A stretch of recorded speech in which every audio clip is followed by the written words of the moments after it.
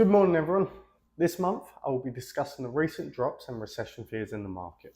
Additionally, what does this mean for different risk profiles and investments?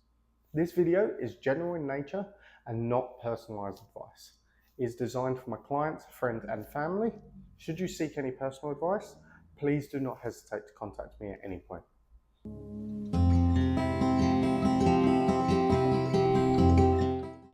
So as many of you may have seen in the past week, investment markets around the world have seen significant drops.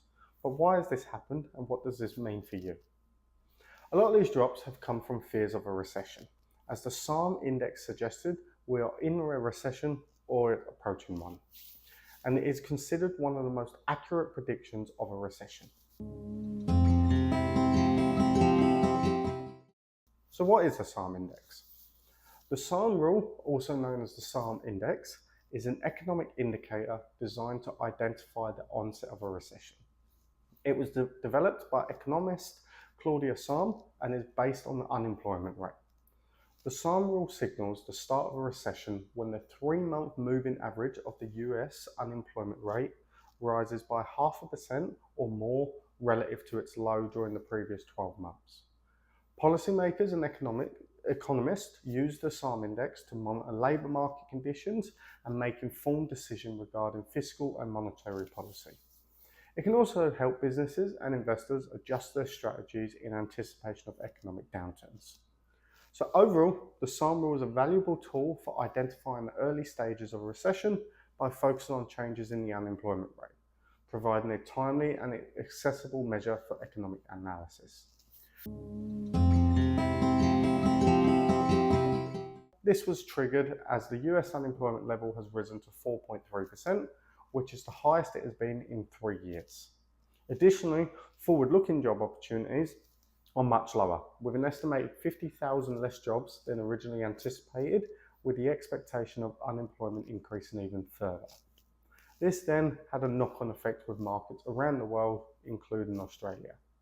So what does this mean looking forward? So first of all, interest rates. Even though we have seen an increase in inflation in Australia, it doesn't look like the RBA will look at increasing interest rates this month. With the market already reacting to the thought of the recession, they are unlikely to want to cause even further panic. However, in the US, this is very different. The Fed's cautious approach to rate cuts this month signaled a balanced economic outlook. Therefore, with a rise in unemployment and inflation slowing down, the US is likely to have a rate cut in September in order to help stimulate the economy and avoid a deep recession. Now keep in mind, company profits from yesterday to today have not changed. A majority of these market trends are based around fear, and therefore it creates a lot of opportunity.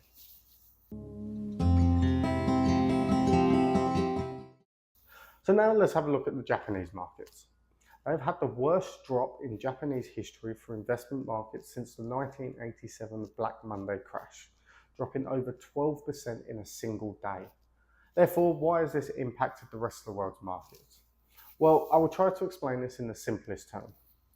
The easiest explanation is previously you were able to borrow money in Japan at a 0% interest rate.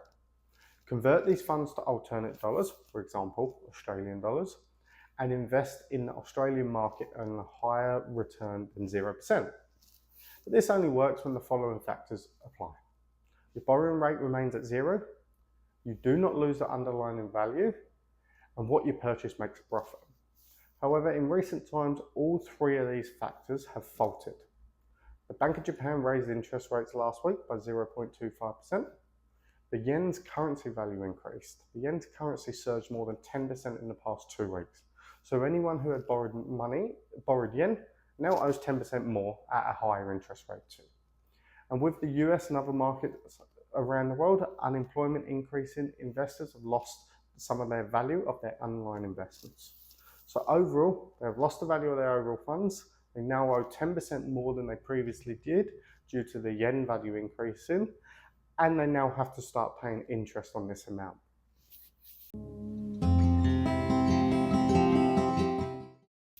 So what does this mean for your risk profile? First, the biggest impact has been seen by high growth investors. This is because they have 90 to 100% of their funds invested in shares. However, investors in this sector are wealth accumulators and looking to grow their wealth over the long term.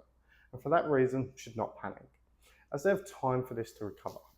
Many high growth investors continue to drip feed funds into the market, allowing you to buy at lower price points. If we look at the last key recession Australia had in 1990, you will see after the initial panic, we continue growth for the next 18 years until 2008. Now, then if we look at a balanced portfolio, this is often a mixture of growth and defensive assets.